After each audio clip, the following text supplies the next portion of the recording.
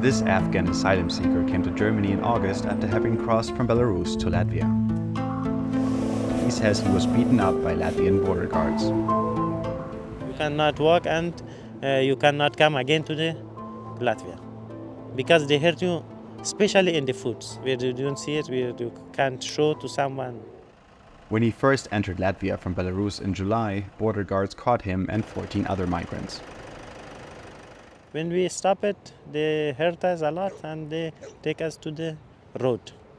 And to the road, they told us to lay down and walk. Walk before us and hurt us a lot.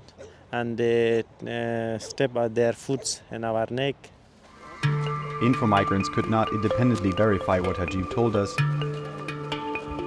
but human rights violations by Latvian authorities have been documented in reports by Amnesty and other NGOs. Hajib says they walked over the necks more than 10 times. After that, they take us one by one to the police car. There was a car don't have the seats, like this. 3 border police was in the car. And when you two in the car, they will starting to hurting you with the baton, 3 batons. When they see that you are hurt really badly, they will pick you down from the car. Hajib believes they wanted to injure them so that they could not return to Latvia. After approximately 7 hours, police took them back across the border to Belarus.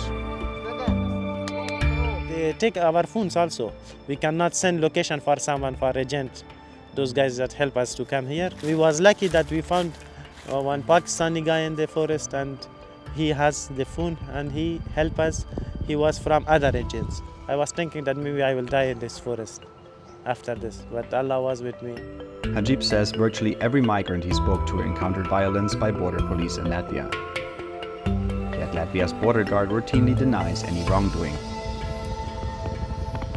They say they act in accordance with Latvian law. First of all, border guard evaluate this person.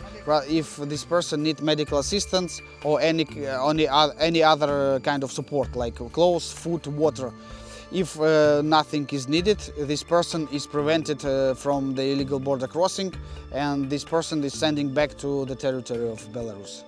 Čersts claims that border guards only use force when migrants refuse to be taken back to Belarus or when migrants use force themselves. But border guards have been allowed to use physical force to return irregular migrants to Belarus since 2021.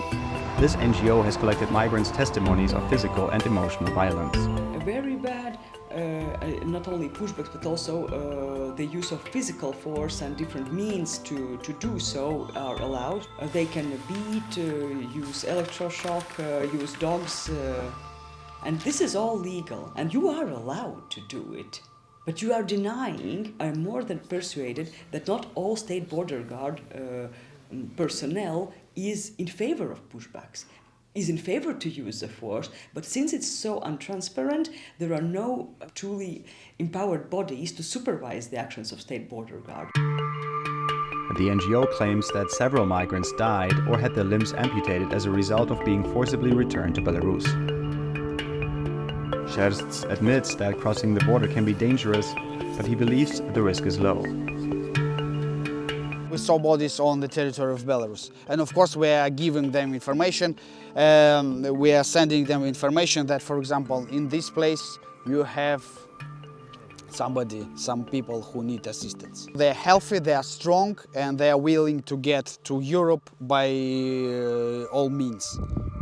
Migrant aid groups recorded 116 deaths on the EU-Belarusian border over the past 3 years. The real number is likely a lot higher.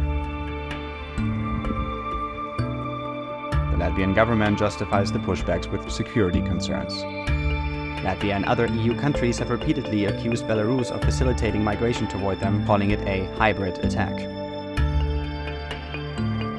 Usually they just close their eyes. If they see some migrants, for example here, they just don't go there, they don't detain them. They just letting them to be there and to cut the hole and to cross the border legally.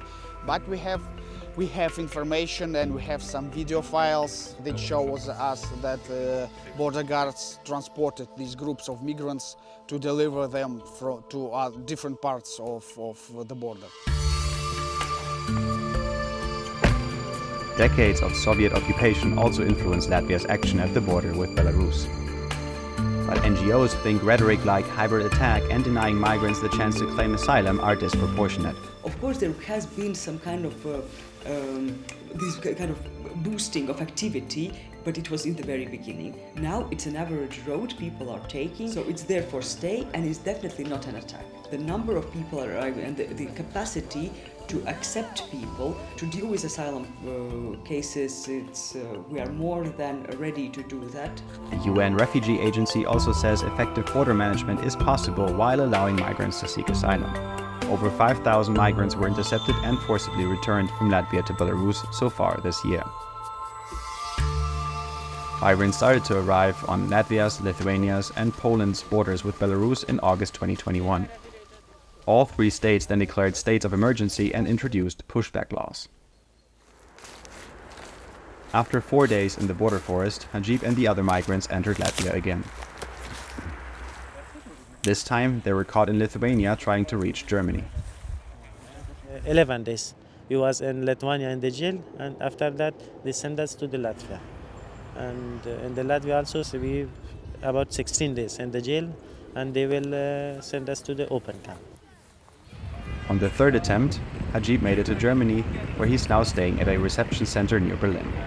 He says he was also ill-treated by Polish and Belarusian border guards before entering Latvia. It's been over 4 months, but his wounds haven't fully healed yet. I am resentful, but I cannot do anything. So I will send this message to them.